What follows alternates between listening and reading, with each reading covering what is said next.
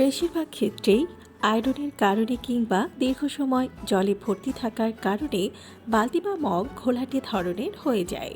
শুধুমাত্র সেটাই নয়, অনেক ক্ষেত্রে দাগছোপ থেকে শুরু করে এক ধরনের পিচ্ছিল ভাব চলে আসে বালতি বা মগের মধ্যে।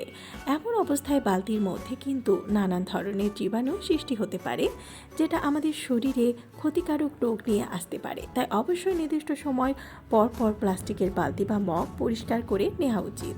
এই বালতি পরিষ্কারের জন্য আপনাকে নিয়ে নিতে হবে সামান্য পরিমাণের লবণ। তারপর লবণের মধ্যে কিছুটা ডিটারজেন্ট পাউডার মিশিয়ে নিতে হবে। বাড়িতে থাকা যে কোনো ডিটারজেন্ট পাউডার আপনার এই কাজে ব্যবহার করতে পারবেন। তারপর এর মধ্যে সামান্য পরিমাণ টুথপেস্ট মিশিয়ে সম্পূর্ণ মিশ্রণটিকে ভালো করে নাড়াচাড়া করে নেবেন। তারপর একটা স্ক্রাবারের সাহায্যে এই মিশ্রণটি নিয়ে প্লাস্টিকের বালতি বা মগ থেকে শুরু করে যে কোনো প্লাস্টিকের জিনিসে ভালো করে ঘষতে থাকুন। ঘষে পরিষ্কার করার পর পরিষ্কার পানি দিয়ে ধুয়ে নিন। প্লাস্টিকের যে কোনো জিনিস পরিষ্কার করার ক্ষেত্রে এই উপকরণটি অত্যন্ত কার্যকরী। আবার আমরা রান্নাঘরের নানা কাজে বেকিং সোডা ব্যবহার করি। বাথরুমের নোংরা বালতি আর জগও পরিষ্কার করতে পারবেন এই উপাদান দিয়ে। এজন্য একটা পাত্রে বেকিং সোডা, ডিশ সোপ আর লেবুর রস মিশিয়ে নিতে হবে। একটা পুরনো টুথব্রাশের সাহায্যে বালতির চারিদিকে এই পেস্ট লাগিয়ে নিতে হবে। 5 থেকে 10 মিনিট অপেক্ষা করতে হবে। তারপর এটি ভালোভাবে ঘষে নিতে হবে। সব শেষে বালতি ও মগ পরিষ্কার পানি দিয়ে ধুয়ে ফেলতে হবে। আবার টয়লেটের বালতি এবং আপনার ব্যবহৃত জগ পরিষ্কার করতে ব্যবহৃত করতে পারেন হাইড্রোজেন পারঅক্সাইড।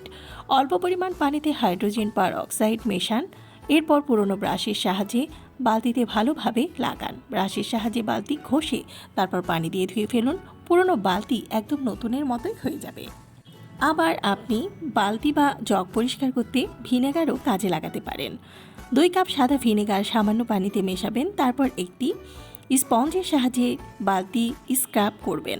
ভালো করে ঘষে পানি দিয়ে ধুয়ে ফেলবেন। নোংরা বালতি একদম নতুনের মতোই চকচকে দেখাবে। আপনার বালতি আয়রনের দাগ পড়ে গেলে ব্লিচিং পাউডার দিতে পারেন। তারপর গরম জলে ঘষে ঘষে তুলে ফেলবেন। তবে অবশ্যই গ্লাভস পরে করবেন, তাছাড়া হাতের চামড়া খারাপ হয়ে যেতে পারে। যদি খুব বেশি দাগ না পড়ে সেক্ষেত্রে লেবুর রসের ব্যবহার করতে পারেন। এতে অ্যাসিটিক অ্যাসিড থাকায় খুব ভালো পরিষ্কার হয়।